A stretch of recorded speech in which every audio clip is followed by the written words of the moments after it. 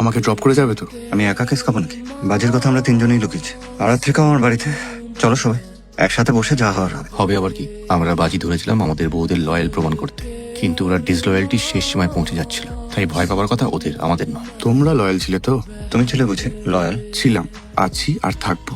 অন্তত একজনের প্রতি তো লয়াল থাকতেই হয়। সেটাকে বিশাখা? আমাদের মনে হয় তীর্থকে ডেকে নেওয়া উচিত। ওই তো নাটের গুরু। সেই রবিবার মা খুব ইরিটেট করছিল। বউকে সাবধানে রাখতে পারিস না? এত রাত হয়ে গেল, চন্দ্রিমা বাড়ি ফিরলো না কেন? তার মাঝে সুমিতের ফোনে কি হলো?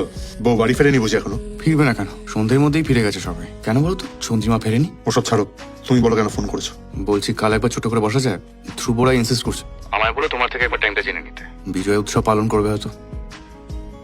বুঝলাম চন্দ্রিমার বন্ধুরা ওর সাথে নেই। এত রাতে একা একা কোথায় পড়ে আছে, বাধ্য হয়ে জাস্ট কল থেকে পিএমপিসি নাম্বার নিয়ে ফোন করলো। বেঁচে গেল। বুঝলাম বন্ধ হয়ে গেছে, না বাপের বাড়ি গেছে না পিএমপিসি তে আছে।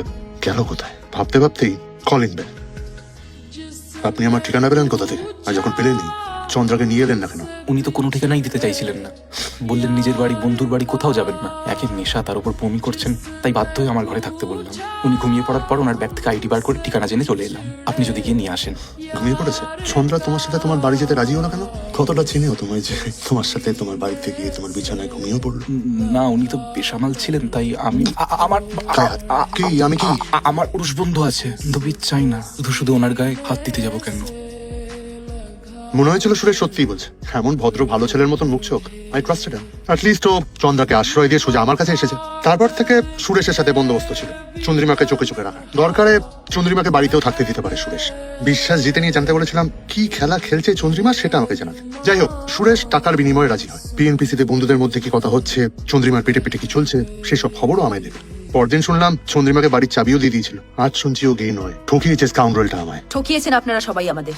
বউদের নিয়ে বাজি ধরতে একটু লজ্জা করেনি? ঠকানোর কথা তোমাদের মুখে মানে না রাত্রি। বাজি তোমরাও লড়েছিলে, সেটা আমাদের জানিয়েছিলে। উল্টে বাজি লড়ে আমাদের ফাঁসিয়েছো। কিন্তু সবাই মিলে পুলিশকে ফেস করার আগে সেই কথা তো জানিয়ে দিয়েছিলাম তোমাদের। তোমরা কি করলে? আমাদেরকে নিয়ে খেলা খেললে। তোমরা যদি আমাদেরকে নিয়ে বাজি না ধরতে, তাহলে তীর্থদাও বলতো না চন্দ্রিমাকে ওর খেলার পার্টনার হতে, আর চন্দ্রিমাও এরকম একটা উইয়ার্ড খেলার প্রপোজাল আমাদেরকে দিত না। আজ তাহলে সব আগের মতো থাকতো, কাউকে ওইভাবে মরে যেতে হতো না। সারাটা কোন আমাদেরকে ওরকম ভয়ে ভয়ে চন্দ্রিমা প্রপোজ করেছিল ওর প্রপোজালে রাজি হয়েছিল কেন তোমরা?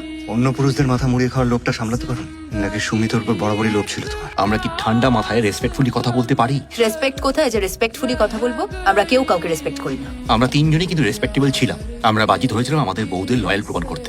উল্টোটা চাইছিল তীর্থ।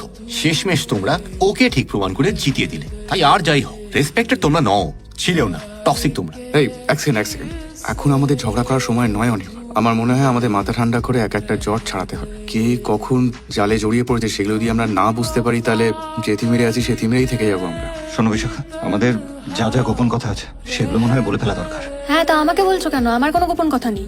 আছে, বলবো। Good evening friends and enemies. Talk of the devil and the devil arrives. আজ বুঝি আমি কাঠগড়ায়। বিচার যখন হবে তখন সবার প্রেজেন্ট থাকা উচিত, তাই না? ধরে নেওয়া যা করা আমাদের মধ্যেই আছে। ওগুলো দিয়ে কি হবে? ছবি কথা বলবে বুঝি? বলতেও তো পারে, শোনার চেষ্টা করে দেখি। স্যার, তুমি বিষ্ণু তো? তা তুমি সুরেশকে, মানে সুরেশের বউকে ওর মৃত্যুর খবরটা দিয়েছিলে, তাই তো? হ্যাঁ, আসলে সুরেশের বউ আর বাচ্চার ব্যাপারে তো আমিই জানতাম, তাই আমি জানিয়েছিলাম। বলছি, সুরেশ মারা যাওয়ার পরে আমি যখন এখানে জিজ্ঞাসাবাদ করতে এসেছিলাম, তুমি তো তখন এখানে ছিলে না। কোথায় ছিলে ভাইটি? সুরেশ আমার খুব ভালো বন্ধু ছিল স্যার। ওর মারা যাওয়ার খবরটা আমায় ধাক্কা দিয়েছিল। কাজে আসতে ইচ্ছে করছিল না। খুব ভালো বন্ধু তো বটেই, নাহলে বন্ধুর বউয়ের ফোন নাম্বার তোমার কাছে তো থাকার কথা না, তাই না? বলছি, মহিলায় সুরেশের উৎসাহ ছিল না, এমন কথা কোনোদিন শুনেছো? তাহলে চন্দ্রিমা দেবীর সাথে কি ছিল স্যার? কি ছিল বলো তো? আমি সেটা কি করে জানবো? আপনি ওনার বরকে জিজ্ঞেস করুন না। উনি তো এখানে এসেছিলেন। সুরেশকে এই মারেন কি সেই মারেন বর? মানে তীর্থবাবু? আর কখনো দেখেছিলে তীর্থবাবুকে এখানে? না না স্যার, তবে অন্যান্য মহিলাদের সাথে সুরেশের যোগাযোগ ছিল। একজনকে আমি দেখেছিলাম, প্রথমটায় আমি খেয়াল করিনি। কে? ওই চন্দ্রিমা দেবীর বন্ধুদের বাইরের কেউ? তাই হবে স্যার, কারণ ওনারা এলে তো থাকতেন, গল্পগুজব করতেন, আর ইনি এক কাপ কফি খেয়েই চলে গিয়েছিলেন। তাহলে বুঝলে কি করে ভাইটি যে উনি সুরেশের সঙ্গে দেখা করতে এসেছেন? 2000 টাকা কেউ ঠিক দেয় স্যার?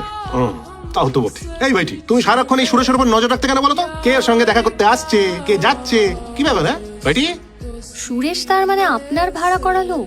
আপনি এটা আমাদেরকে জানানোর প্রয়োজন মনে করেননি এতদিন? তীর্থদা, আপনার বিশাখাকে অন্তত জানানো উচিত ছিল। কেন বিশাখাকে জানানো উচিত ছিল কেন? আরে তুমি তো দেখছি আজ আরাত্রিকার কথা ছাড়া আর কারোর কথা শুনতেই পাচ্ছ না। আসল কথাটা হচ্ছে তীর্থদা সুরেশকে ভাড়া করেছিল ওর বউয়ের ওপর যাতে নজর রাখ। তার মানে তো তীর্থদার সুরেশকে মারার কারণ থাকতেই পারে। দ্বিতীয় তার মানে তুমি অনির্বাণ, তুমি বোধহয় ভুলে গেছো দ্বিতীয় আমার বউ, তোমার নয়। তোমাদের কারোর কি আর খেয়াল আছে? পুরোটাই তো খেলতে খেলতে গুড়িয়ে ফেলেছো তোমরা। আপনার মুখে এটা মানায় না তীর্থদা। অফিসে বৃন্দা, বাইরে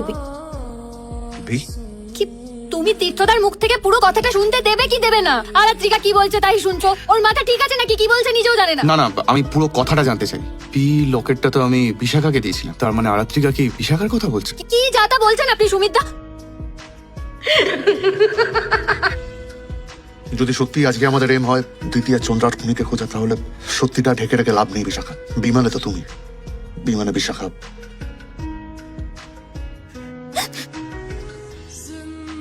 কত থেকে ডালপালা মিলেছিলে বিহুর?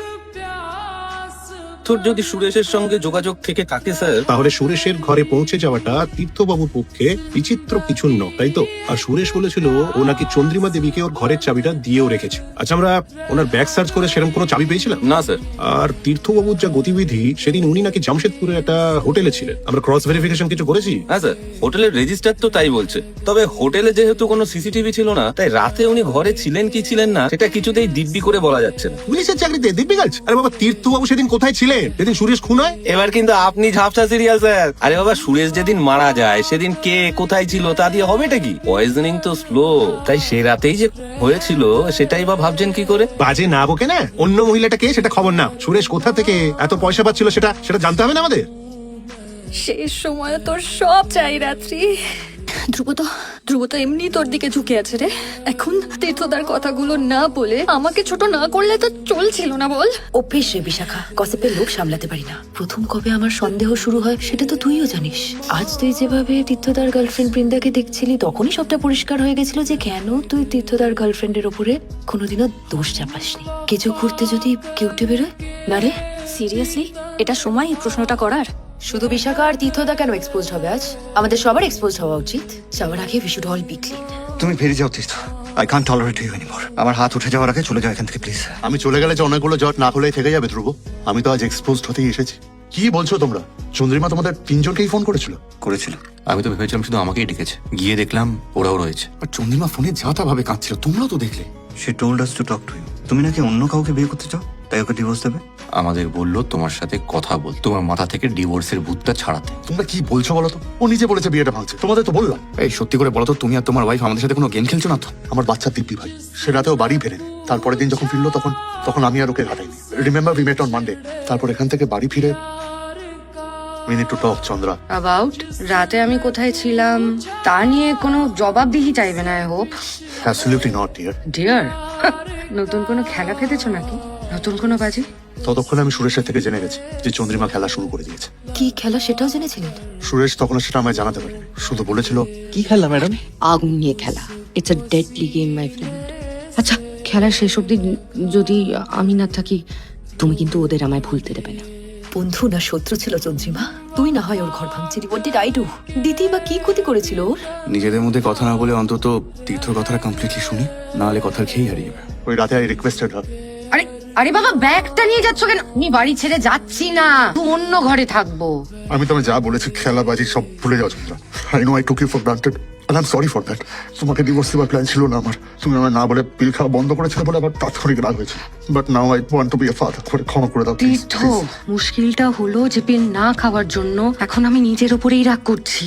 আমি তোমার বাচ্চার মা হতে চাই না তীর্থ। হোয়াট? আমি এই বেবিটা অ্যাবর্ট করবো। বেবি অ্যাভয়েড করবে মানে? তোমার একার বেবি নাকি যে তুমি ঠিক করবে? আমারও বেবি। হ্যাঁ, আর আমি বেবি চাই। আমি বেবিটার মা আমি সেটা শিওর, কিন্তু বাবা তুমি এটা শিওর হলে কি করে? তোমার নয় তো কার? আরে দূর, কার আবার? আমাকে জব্দ করার জন্য এসব বলেছে চন্দ্রিমা। তোমাদের কাছে কাঁদুনি গাইবে আমাকে বোঝাবার জন্য, এটা ইম্পসিবল। অন্য কোনো গেম খেলছে।